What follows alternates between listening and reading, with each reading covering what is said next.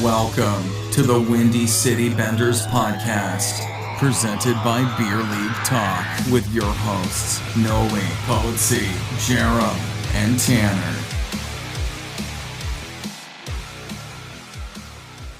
I'm a little turned on by you right now, Jerem. That was pretty neat. What just happened? The timing on that was cool. You clapped your hands, and I thought we were just going to go, and then you counted down 3, 2, and you didn't hit 1. You just hit play on the thing. That was cool as hell. Hey, I enjoyed that. That's the one thing I picked up for paying, $50,000 to go to film school is you don't say number one. Yeah. You could have just watched Wayne's World. That's true. Fuck. True. Wayne's World. Welcome, everybody, to episode 69 of the Windy City Bender podcast, presented to you by Beer League Talk. This is going to be the hashtag nice episode. Nice. Yes, because we're inappropriate. Because we're all nice. Because we are all nice. And this is going to end up being the nicest episode that we've had yet, in my opinion. Well, I mean, we had a Stanley Cup champion on, so. Yes, but he wasn't a goaltender. I love you, Dave Bolin. That was cool as hell. But this is the nicest one. That might have been the coolest one. This is the nicest one. If that makes sense. But also just not one goalie on this episode. Oh, yeah. No. That's why I said the goalie episode. Like, it's the whole thing. Like, there's a lot going on. We are minus a goalie, though, today. Tanner is not here. He just started a new job. Congrats, Tanner. Speaking about starting a new job, Noli. Yeah. Yeah, and you're tired. Yeah, it's my bedtime now. He is so tired. The entire interview, he was trying to stay awake. It was pretty great. Yeah, just and that's not a shot at the interview. That's just Noli being tired. Yeah. And then we've also got Jerem, obviously. How's it Jerem, going? how you feeling? I'm feeling pretty good. Two solid interviews. Big championship game tomorrow. Yeah, get to play with our sword tomorrow. So let's go into that really quick because that sounds weird, especially since it's the hashtag nice episode. Yeah, swords and stuff.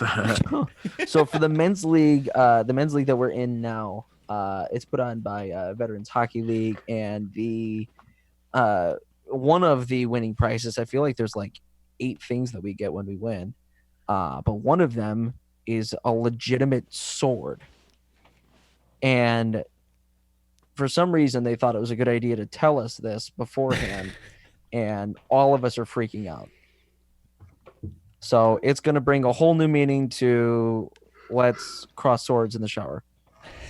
Well, we only got one sword, and I think by the end of it, if we bring it in the shower, a lot of us are losing swords. Yeah, we're going to lose a lot of swords. So I had to message the guy Alec right away when he posted that picture of it, and I just said, "You're really giving us a sword." I'm like, give us a damn pool noodle too. I go, you got to give us a pool noodle too to protect ourselves. I know. I like how we've also already counted ourselves as winners here. It's the regular season. That's what we get for the regular season. Oh, that's what we get for the regular season. Yeah, that's like the president. That's the president's. Trophy. Oh my god, I'm so excited. That one's locked. I just thought that was what we got if we won the game tomorrow. No. Tomorrow we get that. There's that. If we win, we get that Spartan trophy and a gold medal too. Oh my god! Like this, I always wanted a gold medal. This league is hooking it up. It's funny because I can't actually tell if he's just that tired or if he's just kidding. It's hard. I'm gonna say 50-50 on that one. Yeah, that's it might have started out as fake, but it ended up being real. We do have 2 interviews today. Both are goaltenders. Both are cool as hell. The first one is Cody Karpinski, who is playing in the CPHL right now, crushing it also, by the way, in the CPHL right now. He is also a former ACHA player, played Division I ACHA with Lindenwood, national champion. Welcome to the Cha. And he is now the past year he was playing in the Fed, and we'll get all into that in the interview. So his second, real quick, he talks about 2 rings. His second one, he won the Fed not this last year, the year before. Yeah, that's what I figured. That's fucking we didn't awesome. we didn't have time to ask him that question, but I figured he won in the Fed as well. That's awesome. But yeah, we'll get into all of that into the interview. You want to just get into it right now? Yeah, let's do it. Hell yeah. Cody Karpinski. All right, we are joined today by a special guest, VIP from the CPHL and all other kinds of letters in there too. Goaltender, how are you? Cody Karpinski. What's going on, buddy? How are you? Hey, not doing too bad. How about you guys? Doing really good, really good. Excited to have you on, man. Yeah, thank you for having me. I really appreciate it. Yeah, of course. We usually have two goalies on the panel here with myself and Tanner. However, Tanner had to work today, so we're just going to replace him with you. And then, it's a tryout is really what it is. That's what it comes down to. So, well, if my record in the past is any indication of how this is going to go, I don't know if it's a good thing. So, Zach from God, it's weird to call you Zach. I'm just going to call you Jerem. Yeah, please. It's weird to call Jerem from the CPHL. How did you get involved with that kind of thing? I think it was last season, the first season. I'm pretty sure it was something along the lines of like Anders Sorensen just shot me a text and was like, "Hey, would you mind coming out? We don't have a goalie or something for one of our teams." And like I was already skating with there's a big pro group there at this point it was MB, but yeah, he just shot me a text and was like, "Hey, would you mind filling in?" And I guess pretty much they kept including me the week after, and then the week after, and I guess I just stuck or something, more or less along the line. Guess you had an okay game. Yeah. Yeah, no, it's if I remember correctly, I think we actually got shelled really bad. like I was real busy, and especially for these games, I'm skating in the morning normally beforehand, so I'm already kind of could be tired, and I mean, for instance, last night I think they stopped counting Sparks' shots at 61, and so I was on the Warrior bench for that. Rubber for sure. I was on the Warrior bench for that, and it got to a point where Bowl League was like, "You know what? We want fucking 80," and then they stopped counting them at 60. And every time a shot went on net, Bowl League's like, "Fucking count it!" Like they were getting so pissed about it. Yeah. Garrett had mentioned that they had stopped counting and that they were trying. I had heard 70, and I mean, how even if it was only 61, like that's more than a shot a minute at that point, like especially they had the 5-minute overtime and then the shootout, so he was pretty busy. And I don't know if you guys had heard, he went out and played a game as a forward for his men's league team. Yeah. Right No after. way. Yeah. Hilarious. Yeah. He's a big hockey guy. That's hilarious. Yeah. What's it been like to hang out with guys who are in the show, like Garrett Sparks? I mean, you're getting shot on by Dylan Strome, Alex DeBrincat, Patrick Kane, Jonathan Taves. I mean, I did some broadcasting for the CPHL last year, and it just kind of took my breath away that I was getting to broadcast them. What's it been like to be on the ice with those guys, to play against them, to play with them? Yeah, no, it's super cool. I mean, for me, for some of these guys, I've been skating with them now like year 6. So like, I guess if this is the right phrase, I guess like the starstruck has kind of worn off a little bit. But it's super awesome for me. I mean, just to be around like, guys who are playing at the highest level in the highest league in, the whole entire world. It's super surreal, especially if I somehow manage to, close my eyes and get lucky and somehow stop it. So it's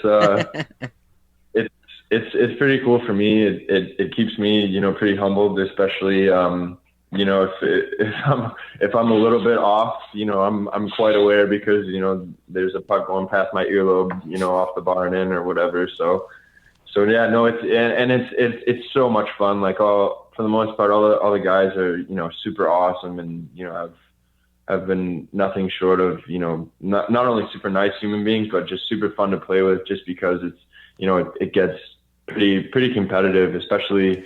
I think this next week here is the playoffs and championship.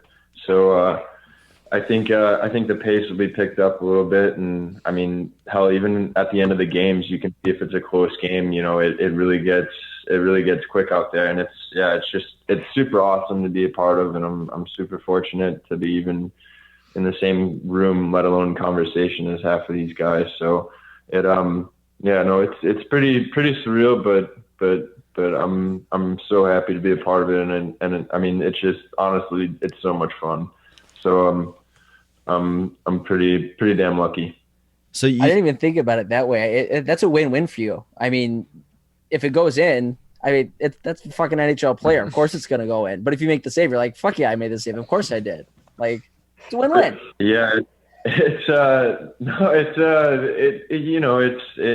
can be pretty humbling. I mean, as goalies in general, you kind of know when, if you mess up or, don't have a good game, or, even if, you screw up just once, that little red light goes off, everyone cheers, and, everyone is quite aware when you mess up, but just the line and the fine line that you kind of have to teeter with, between like staying honest and, being, reading the play. If you're too far ahead, you get somebody goes backhand cheese off the bar and makes you look stupid that way. And, if you're too far behind, they slide it over to a guy for a one timer, just jams it down your throat. So it's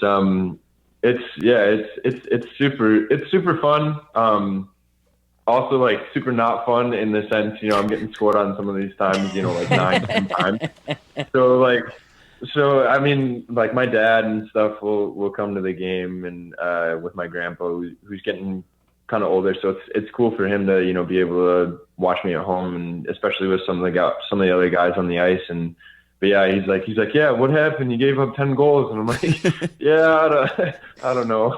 That's a tough one. I had 3 buzz my earlobes, and right off the bar from about 10 feet out. So I don't know how much there was I could do on that one. So, but yeah, no, it's super cool. And I mean, you try to treat everyone, I guess, the same when it's coming down. Cause I mean, essentially, as a goalie, I mean, it's like the simplest job in theory, just stop the puck, keep it out of the net. But it's so complex when everything gets involved. And I mean, especially with, the guys at the highest level, because things are so fast, and I mean, if you give them an inch, somehow they find a way to make you look stupid. So yeah, no, it's super cool, and yeah, I try not to be too hard on myself, especially because it is summer. I'm not I'm not trying to I guess get the confidence or whatever get rolling here in mid-July and early August. So yeah, and you try to keep it, I guess play the next puck or, next shift or next play or whatever, and just try to, if you do get scored on, your 9th, 10th, 11th time or whatever, you're like, oh, all right, well, it's summer.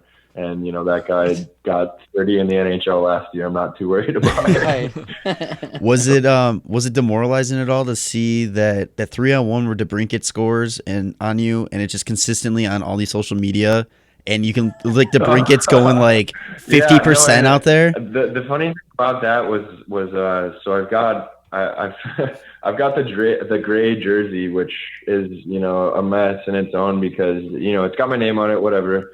But I've been playing a lot with the Centric Wealth team, the red team. Yeah. And so even for that, they're like, what is he doing? Is he scored on his own net? And it's like, yeah, guys, that's exactly what's going on. That's Alex DeBrincat doesn't know what he's doing. Yeah, right. Guy puts up how many points in the NHL and shooting on the wrong net. No, for that, it was, I kind of joke around with the people running the social media, and it's like, oh, what's the guy got to do to crack the top 5? And I'm like, oh yeah, I'm in it. It's just not in the way I want to be. But yeah, no, it's not demoralizing at all. I mean, freaking DePauli set that up, and I think Carrick or whoever one touched that over or whatever to the Brinkhead. So and if you really want to get technical, I got a piece of it, and I was really frustrated. I was like 3 inches away from getting the whole thing. So, yeah, no, it's a guy like that, especially, is he scores, how many times on, NHL veteran goalies. And so it's, I try to, just take a deep breath and be like, whatever. It's, plus it's a 3-on-1. Like if I somehow get a hold of one, on a 3-on-1, like, hey, good for me. Like, you're just like, where's the fucking D? Where's the D at? Yeah, right. And it's like it's like half the time they're still kind of hanging by the blue line, or they're changing. But I mean, it's like, and I'm obviously not the only goalie who sees that. Like every goalie out here in the CPHL is dealing with the same problem. So, I say that's not problem, but it's again, it's summer hockey. Oh, there's no back checking. Yeah, and I'm not expecting them to, and I mean, if I want to be selfish and say, it helps me be a little bit more patient on my feet, or whatever, if I somehow make a big save or whatever, it pumps my tires a little bit. Yeah, sure, but I don't think that way.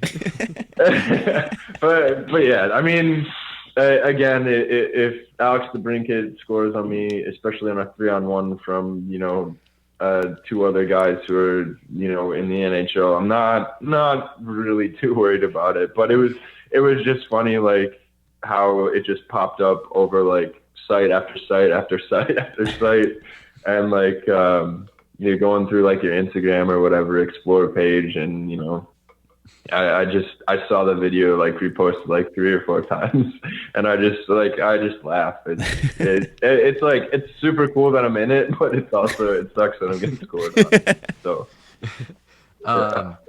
so obviously it's a lot of fun out there. I mean, any really good chirps getting thrown out there? I mean, I gotta imagine there's got to be some good ones.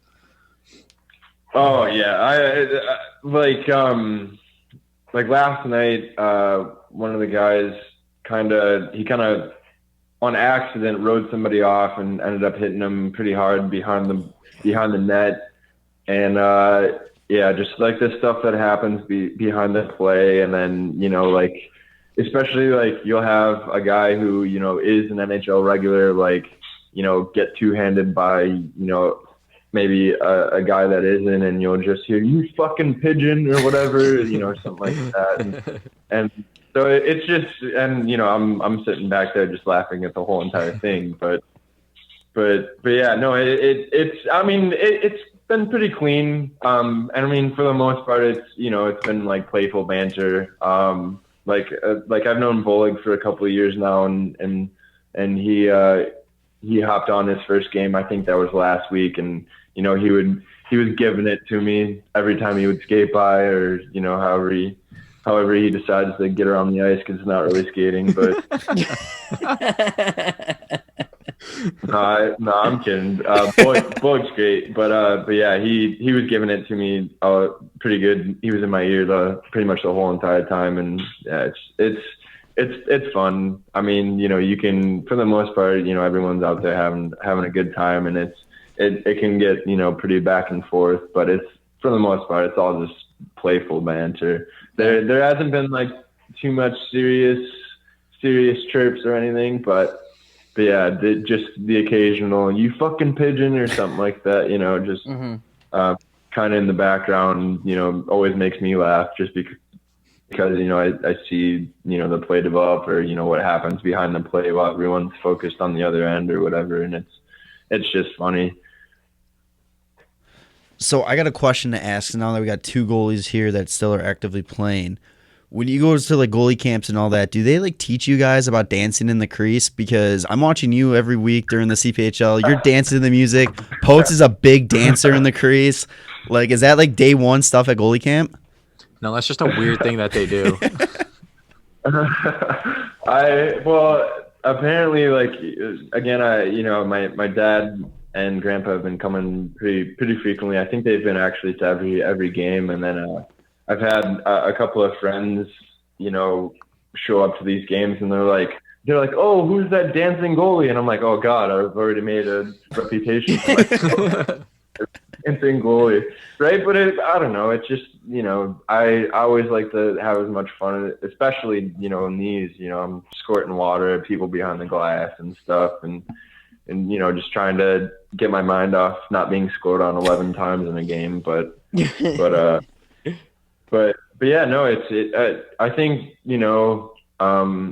I think you're playing best just in general when you're relaxed, and I think it's like Bill Murray, like you do everything better when you're relaxed. So, if I can, dance a little bit, get loose a little bit and bob my head if they're playing good tunes. I don't know. The last couple of weeks have been kind of suspect, but yeah, no, I think it just makes things fun, and it's fun for the people who are there because they're like, oh, look at that big dumb idiot with all that gear on, he's dancing, and it's like, yeah, it's just me here in a turtle shell. So yeah, it's fun, and I mean, how it can keep you kind of focused.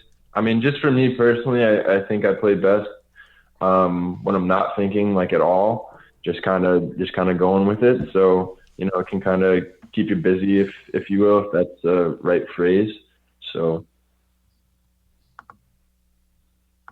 I agree. I feel like so many times people are, they think goalies are so serious and everything. I mean, you look like, guys like Ron Hextall who are two-handing Chris Chelios in the throat. You got to have some goalies that are throwing some dance moves in there, keeping it real. So, I think it was like, you played on Lindenwood University, did you not?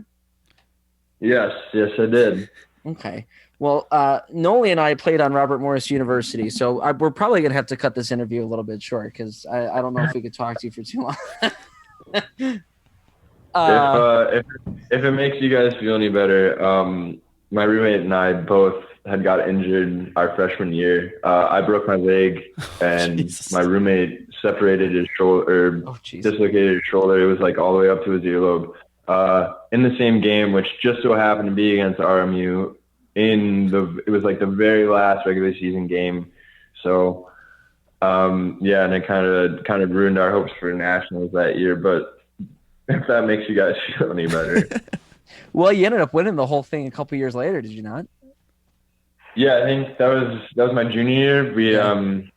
We had obviously just a great team, and everyone bought in at the right time. And I mean, just I remember we had like a preseason game or an exhibition game against like the the Junior Blues team there in Springfield. And I remember, this kid, I think he was a freshman that my junior year, I think. And and I'd gotten a shutout the first game. We played 2 exhibition games, but yeah, I got a shutout, and I just remember in the last minute, this kid as a freshman is like laying down blocking shots, and come to find out that he hadn't won a cup in like 8 years. And he's out there like laying out for me, and I'm like, oh wow, like, and like everyone makes fun of goalies, because they're like, oh yeah, he's insane, but like that guy is going out there blocking shots like without a cup on, like he's the crazy one. But yeah, it was just like I guess a storybook ending to our season. It was a great group of guys, and I still talk to the majority of those guys pretty much, at least like once a week, through one form or another, whether it be a text or, a little snap here and there. And yeah, it was super cool. And yeah, I was fortunate enough to win it. It was actually in Chicago. So majority. Yeah. Hosted by RMU, but whatever.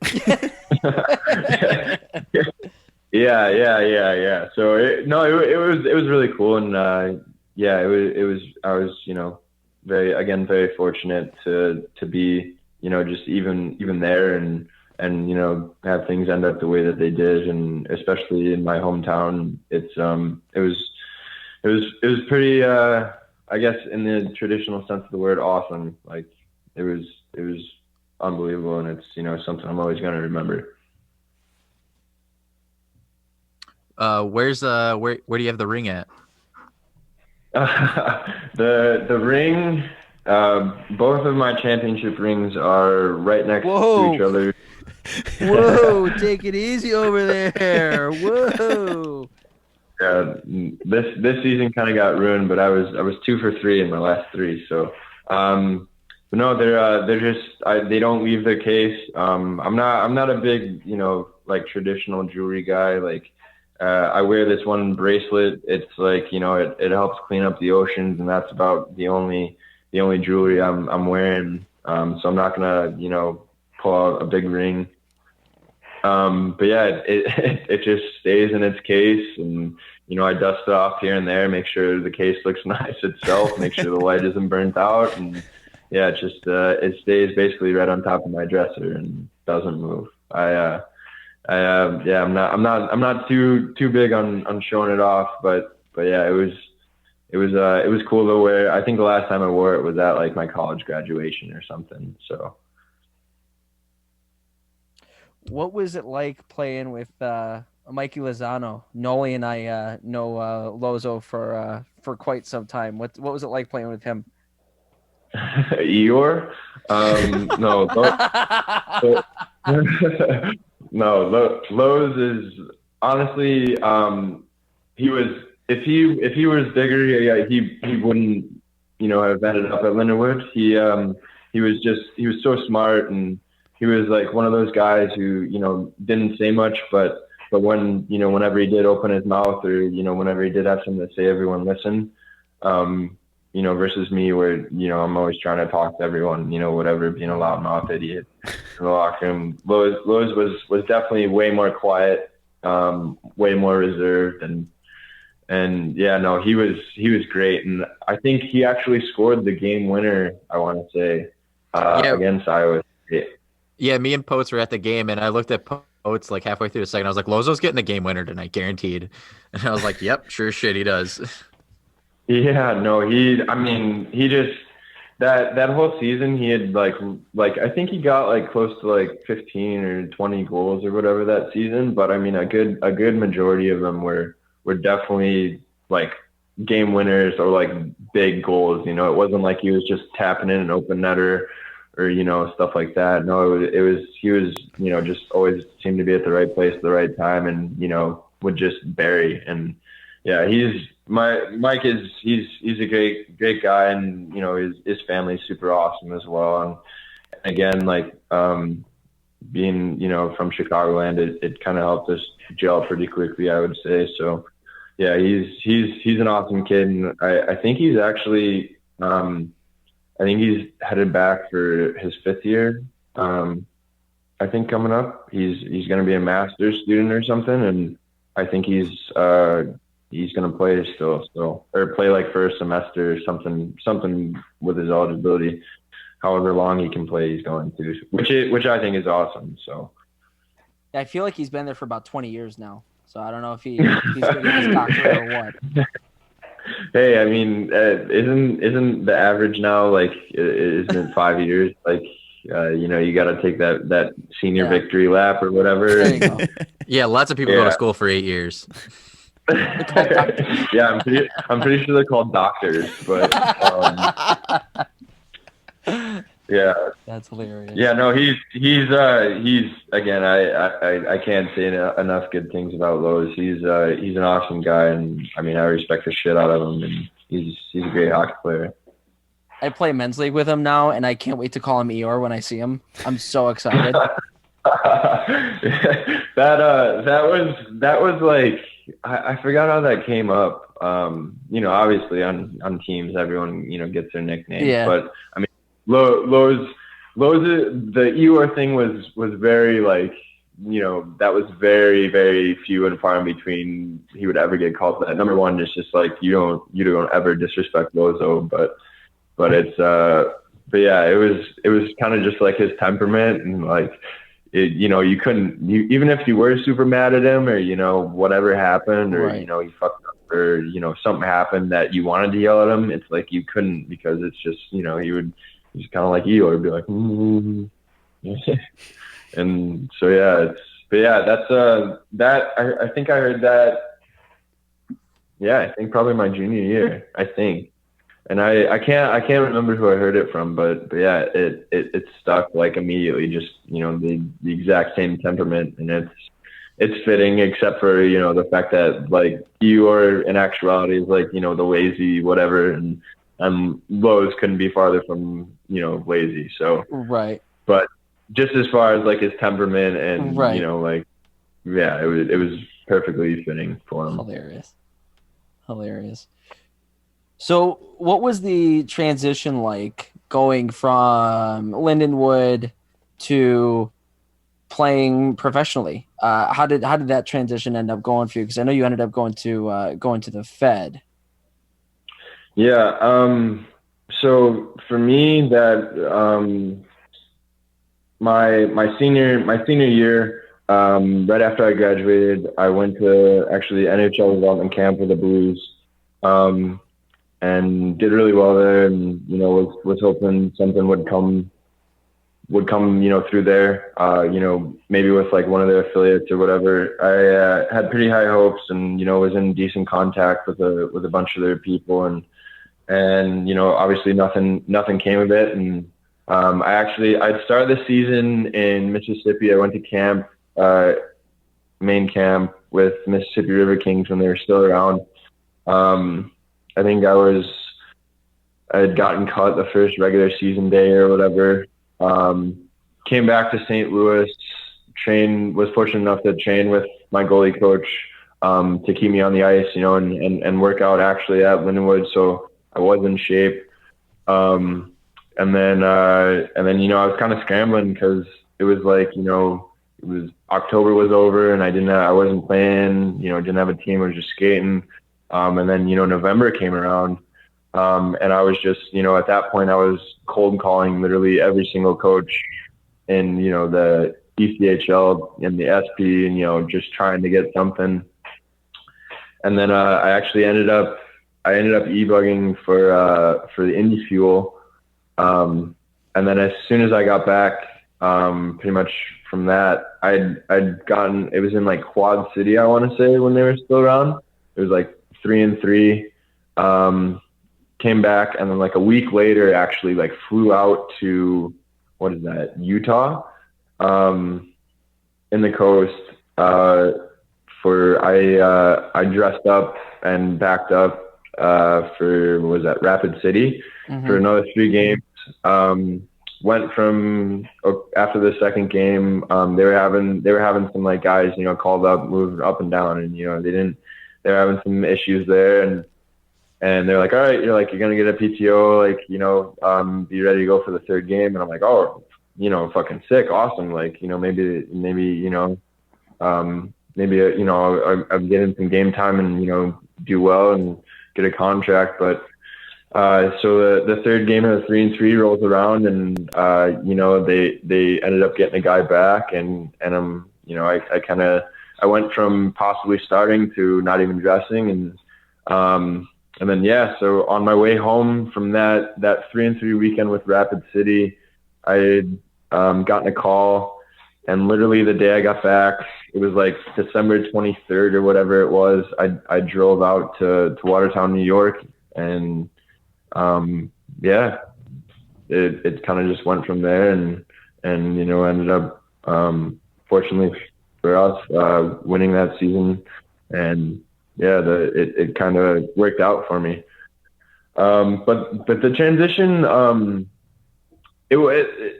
so I've been training with the Hawks. I think it's my 6th year now. So I would say it wasn't. It's hard to explain, because it's a totally different game versus, especially the ACHA to the Fed. And I mean, even that season, that summer, going to NHL development camp, you're with, I was with like Jordan Cryu, like Tage Thompson was still with the Blues at that point. Yeah.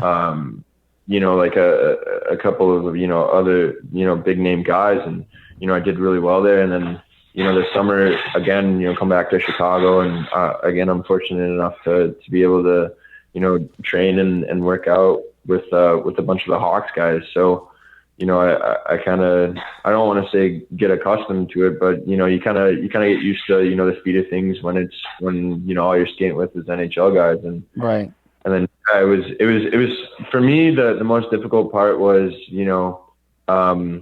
starting off the season and then having, that like month and a half long, I guess, gap, if you will, between teams where it was, I was just basically skating with my goalie coach and which was amazing. And I mean, he the only reason that I was able, to even play that season, just, he was keeping me on the ice and, let me come out and skate it, whenever I could. And yeah, that was, I think that was the biggest adjustment for me, was just kind of getting back into the timing, because, there's practice shape and then there's game shape, and they're two totally different things. Even in the lower minor levels, like especially like the Fed, it's I would call it more of like a grenade explosion league. And it's like, it's not so much that things happen on purpose. It's like, a guy will throw a puck off the glass and, it hits a stanchion, and then you just basically got to play the explosion from there. Right. And yeah, that was just like an adjustment. Again, not being too far ahead. Like you can't over predict things just because like you have no idea what's going to happen, especially after that, after that quote unquote grenade goes off. So yeah, that was the toughest thing for me, especially just getting into the game shape and getting the speed and the timing and everything back after, having that month and a half off was the toughest part for me, for sure. And where are you going to be playing next year?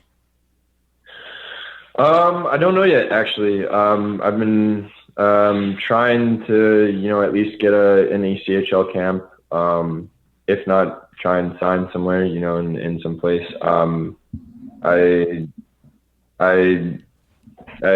feel like that's, kind of in my wheelhouse, and I think I'm more than capable of, playing and doing well in that league. And yeah, so I've just been kind of testing the waters and, trying to sneak my way into camp somewhere and, maybe working on tryout and go from there. But as of the moment, nothing's set in stone. So I'm kind of twiddling my thumbs and waiting until I have to, sign somewhere, wait until I get something in writing. Cool. Well, we're rooting for you, man. And we really appreciate you coming on. Honestly, it's nice to have some goalie talk with somebody who actually knows what they're talking about other than Tanner. So I really do appreciate it. And once again, thank you so much for coming on. Yeah, no problem, guys. It was my pleasure. It was a good time. It's cool to be able to talk to, other hockey people about hockey stuff, and especially goalie stuff, because we're all weirdos. So it's, it was awesome. Again, thanks again, guys. I appreciate it. Of course. I love goalies. I do. They make me happy. I love goalies, but you guys are such a goddamn weird breed. Well, I honestly, after talking with Cody, I kind of feel bad about myself because I'm certainly weirder than he is. Yeah. I always thought I was kind of normal. You're the gold standard for weird goalie. I've always thought I was pretty normal. Like, there's some weird goalies. You didn't have the chance to meet David Brooker. He is by far the weirdest goalie that I've ever met before in my life. Noli, back me up, please. Yeah, that's accurate. Yeah. Okay. All right. I'll believe you. I don't even hold a candle to this kid, honestly. The first thing that I ever heard him say, Mom, Dad, Grandma, Grandpa, stop listening, is I would suck a fart out of her ass. And this was at like a summer skate, and I was just like, what is happening in this locker room right now? What's going on? Like that, and I had like never heard that saying before, and I was like, I don't know what's going on. But he was cool. Cody, thank you once again for coming on. Wish you the best of luck with the CPHL and going into next year, hopefully making the leap. So up next, we've also got Dennis Kasprowicz, who is the founder, president, owner, CEO of GoalieParts.com. Really, really cool website for goalies. I know when I was playing, this certainly would have been a great website for me to go to just to get some equipment. And we talked about it on the in the interview. It's not your typical equipment, CCM, Bauer, Warrior. It's kind of lesser known brand names that are probably going to get the job done a little bit better. So really cool interview with him coming up right meow. All right, we've got another goalie coming on. Boys, how you feel about it? Another goalie. Yeah, good for you, All bud. right. Another special guest. Super excited about it. The owner and creator of GoalieParts.com, president and CEO, Dennis Kasprowicz. How you doing? Hey guys, doing good. How are you? Freaking fantastic. Freaking fantastic. Absolutely ecstatic to have you on. Really excited to dive into, goalieparts.com. I've been clicking around it for a while now, and it's really ingenious, honestly. Before kind of diving into it, how did you come up with the idea? Did it kind of come naturally? Did you, kind of talk with somebody else on it? How did all this come about?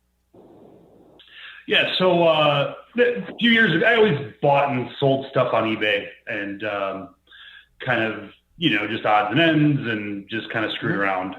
And Goalie Monkey was moving their warehouse from California to Texas, I believe. And so they had a ton of bulk stuff on eBay. So I bought, 120 cages, like goalie replacement cages. Mm-hmm. And so I was a member of GGSU and went on there, and they went in like no time. Like, these were some pretty awesome things. If I would have known what I had, like, I could have probably made a whole lot more money off them. But Jack the price up. I'm sorry. Yeah. Jack the price up. But small-time cages that were, pretty impossible to find. And so I found a manufacturer that ended up being, Otney, who makes most of the cages for most of the manufacturers that aren't made in China. But they've made cages for everybody from Eddie to Bauer to Vaughn to Paul's Choice to Hackfa. I mean, you pretty much name it, they've made the cages for them. And so I got hooked up with them and started selling some of the cages on GGSU just on posts, and said, hey man, this is, kind of going well, and thought of a name and developed a website. And then Otney came to me and said, hey, we've been trying to get these masks launched for a while, and nobody's really biting. You want to take a look? So took a look at the masks, and they were amazing. I mean, they're handmade in Canada, just top level masks. And so I brought those to GGSU and on the website, and it's really taken off. So what? So when I play with you with Goal Busters and all that, you were always like a forward defenseman. What kind of made you get into goalie? So I played goalie up until I believe freshman year of high school. Okay. And then played defense the rest of the high school, rest of my high school career, and kind of played off and on from there, and just got back into goalie, and just once you're a goalie, you kind of are always a goalie, and kind of found my way back, and started doing that, and I started playing goalie before I started GoalieParts, or started playing goalie again before I started GoalieParts. Okay. So that just kind of fell in line. I just found I did a quick Google search on you, and I just found a picture that was posted by the Chicago Hawks of you and your entire setup with your son here. This setup is absolutely disgusting. Thank you. Yeah. No, it all worked pretty well with the red and black of the GGSU colors. Yeah. And I've had it for a while, or a few weeks, and it's been pretty awesome. Love it. So you've mentioned. Sorry. Go ahead. They're CCM Flex 4s. Are they? Okay. Yeah.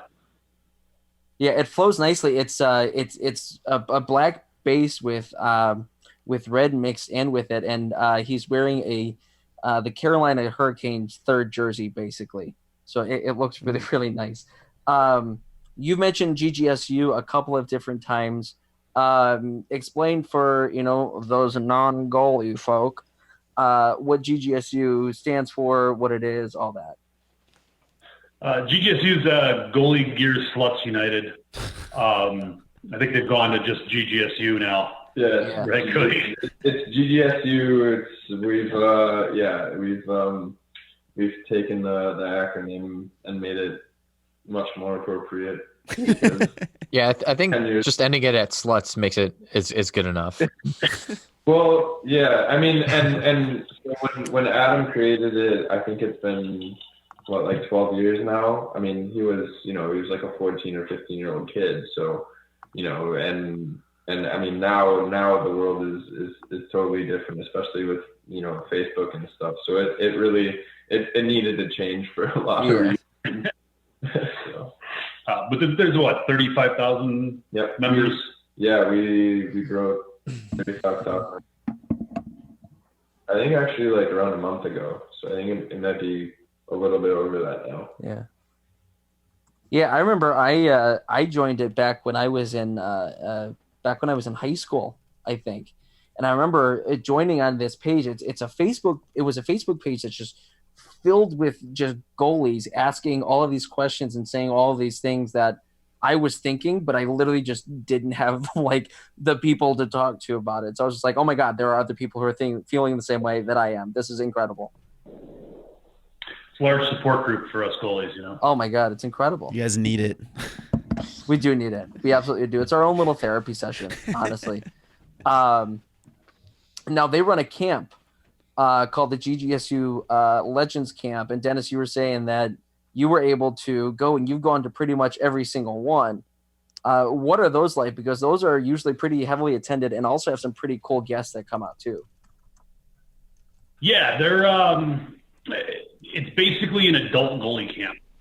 And it's a lot of guys who've never had instruction before that, are 30s, 40s, 50s, and just kind of go out for a week and learn how to play goalie the right way. And wasn't Scott Darling one of the guys that came out to help out one year, I think? They've had a ton of pros throughout the years. So we've had in our Toronto, we had Malcolm Subban, Jordan Binnington, we had Justin Fazio, who's at Queen's University now. He played for Sarnia Sting for, I think, 4 years. Francois Brassard, who was an NHL draft pick. He signed again on the coast. We've had Scott Darling in Chicago. Actually, he was out. So he's been out multiple camps. His first one in Chicago was the summer he actually signed with the Hawks organization after his unbelievable run with Milwaukee, like posting like 10 shutouts in 26 games or whatever that was. And we've also had Mike Condon. He's been out. Malcolm Subban. Yeah, Malcolm. PJ Musico, who played at Penn State, played in the Coast. Yeah. I mean, we've definitely had a really cool. I mean, Shannon Zavados. We've had Alex Rigsby. Both gold medal Olympians. just it's the clientele, or not clientele, the coaching list has been, absolutely absurd. Some of the guys we've had come out. I mean, obviously, Garrett and I not forget that, but leave that almost to last, but because he's just one of the guys. But yeah, obviously Garrett being in the NHL is no slouch either. So right. It's been absolutely wild. Not only like the support that we've had from people, but also the people that we've been able to meet through it and have come out, like Shannon Zabados actually just got married, and it was to a guy she met at GSU camp. And no shit. Yeah, Killer Carl Nielsen. He was like captain at Michigan Tech. He played a couple of good years in the coast. One of the absolute toughest human beings on the whole entire planet. But you would never know that he could beat the piss out of you with his pinky finger, because he's like the nicest. He's legitimately like the nicest human being ever. And yeah, they met. What was that? I think 3 years ago now. I think. And they literally just had gotten married. I think 2 days ago, maybe 3 days ago. Oh wow. Yeah. They met at one of our camps, and yeah, it's been a while. So it's also a matchmaking site. Is that what you're saying? That I think is Still up in the that air. might be a reality or an I outside. haven't seen that piece of it, but I'm sure.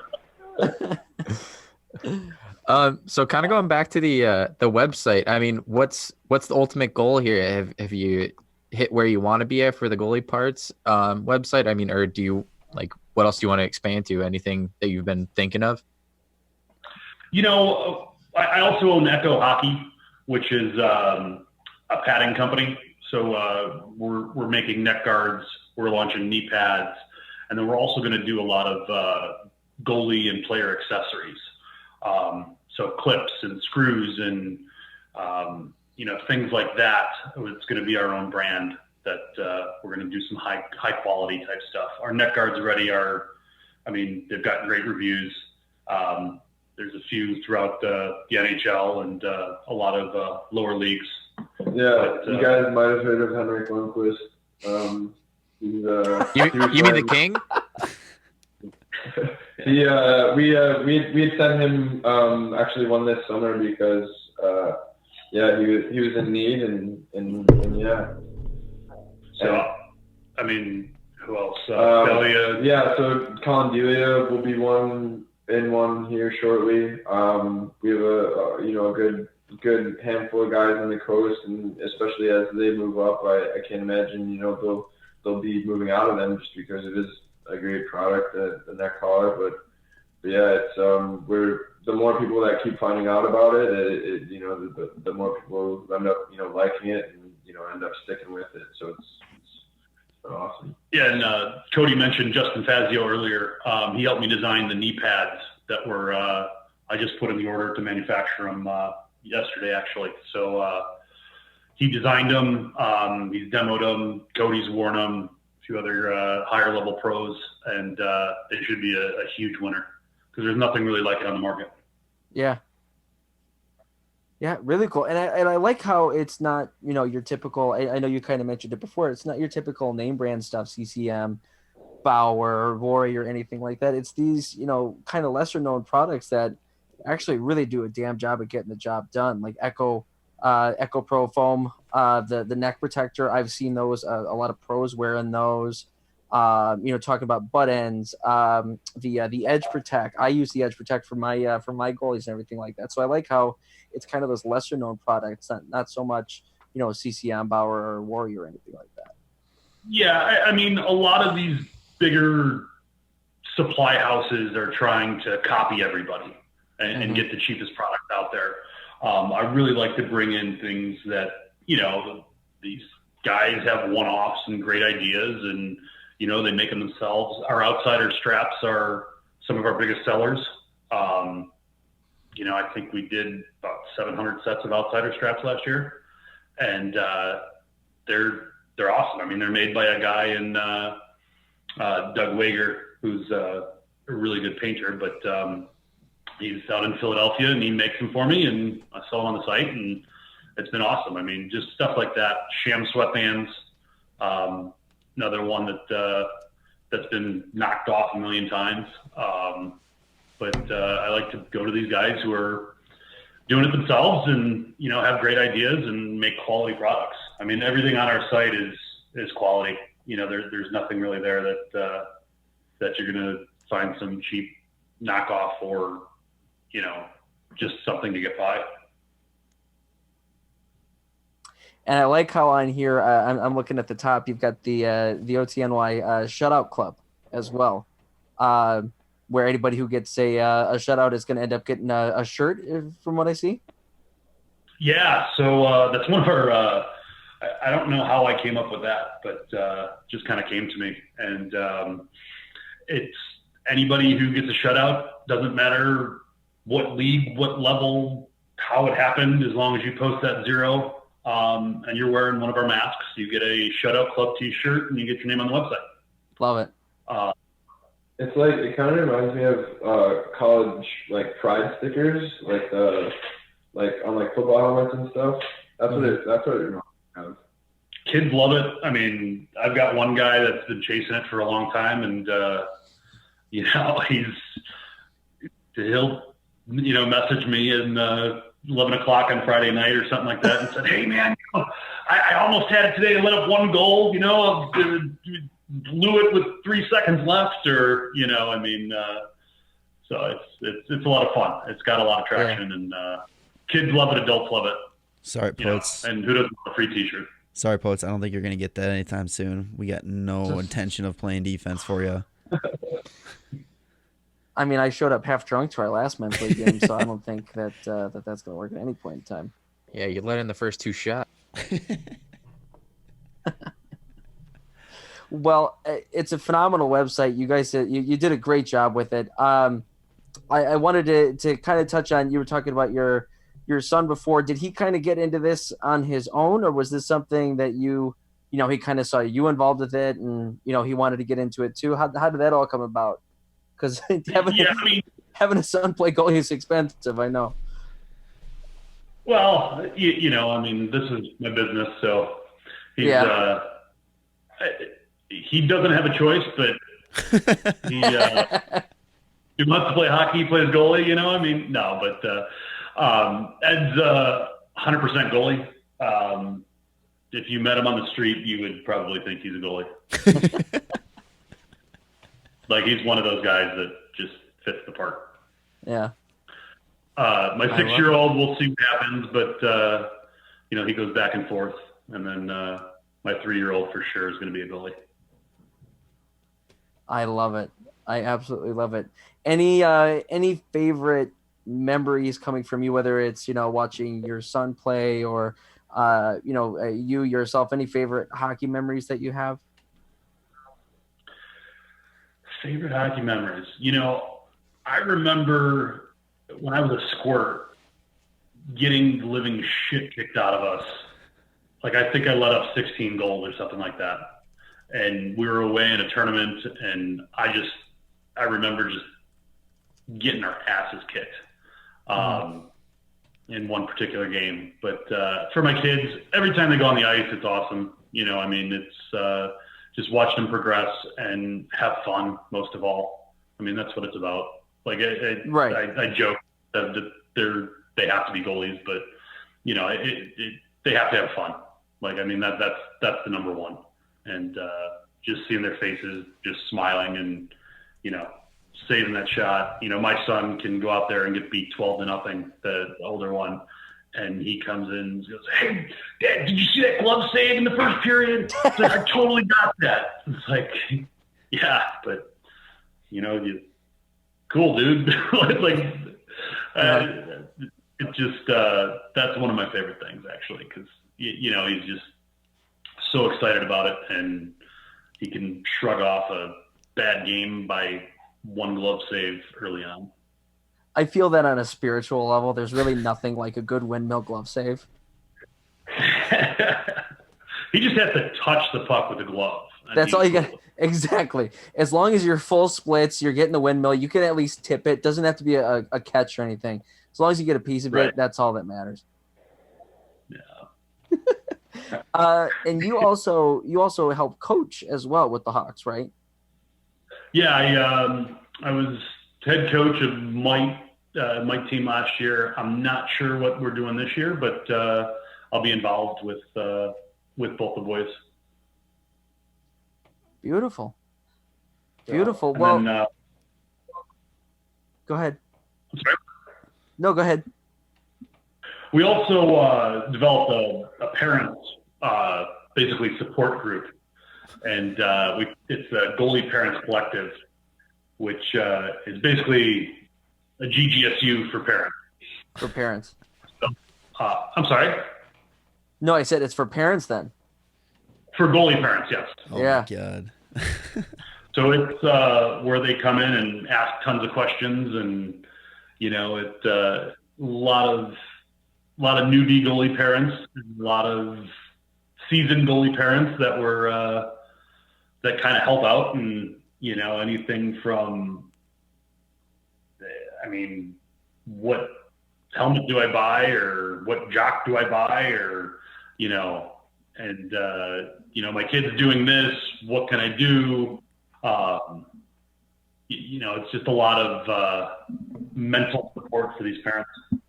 Where can goalie parents find that at?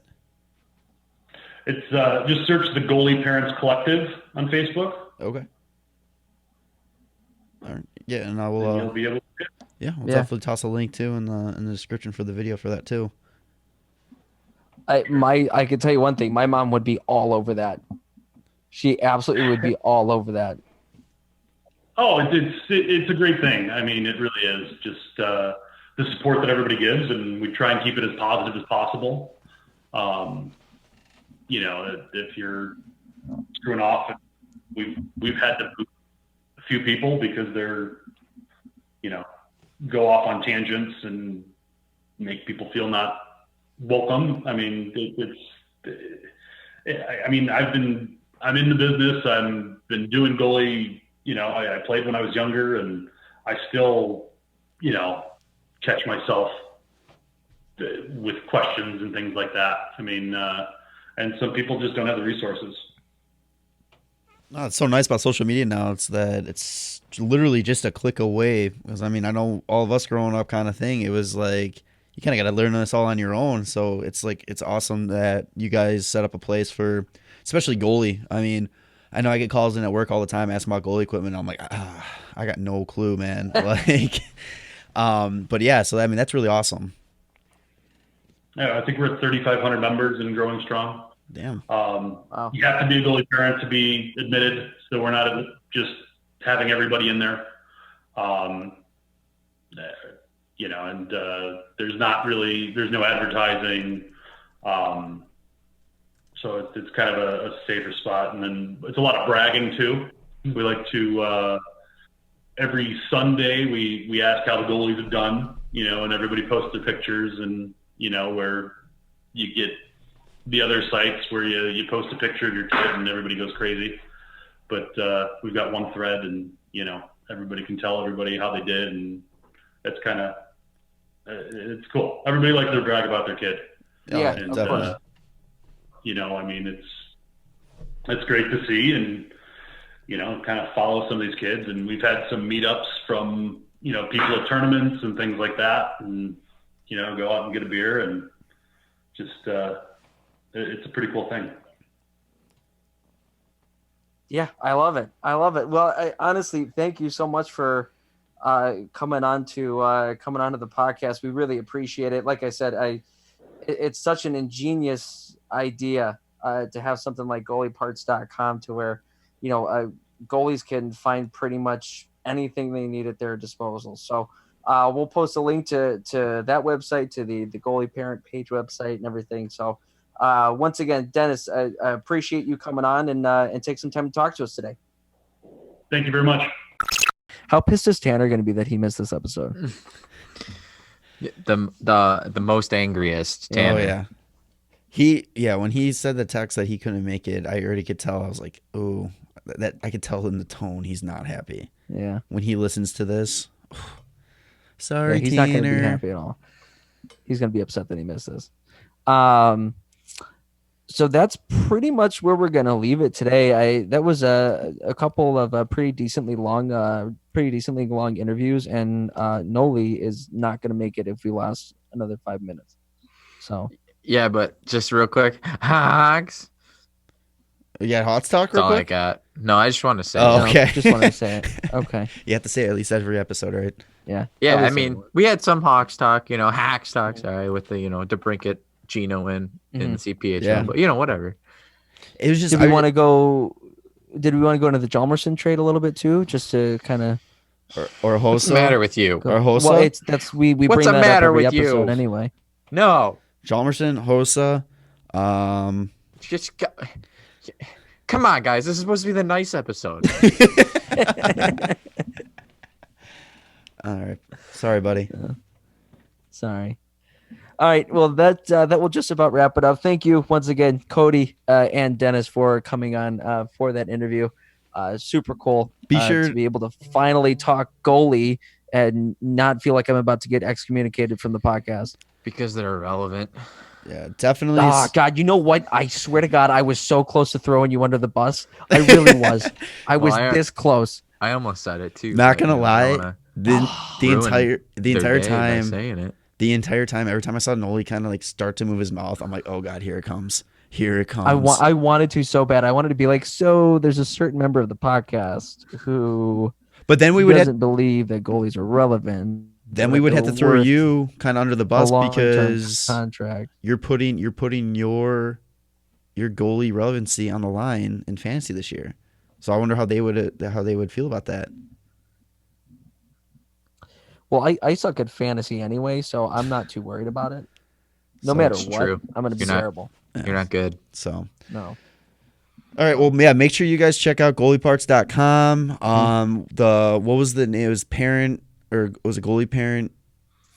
Yeah, he. There's also a Goalie Parent page as well that he mentioned. We'll put the link to that as well. I had that pulled up on a page that I have since closed down, so I'll send that over to you. Okay, cool. And then I'm gonna put Cody's social, his Instagram, and all that in the description as well. Go follow him. Post some really awesome pics from his plane and all that. Yeah, and we're gonna triple our followers in one day because of Cody Karpinski. He literally followed us, and we've had 8 people already follow us since. So almost up to the big 20, baby. Let's go. There you go. So, all right. Well, for Poets, Noli, and Jerem, thanks for tuning into episode 69, the #nice episode. Peace out, everybody. Bye. Be nice. Follow the boys on Twitter at WCBPodcast, on Instagram at WCBPodcast, and like them on Facebook, the Windy City Benders Podcast.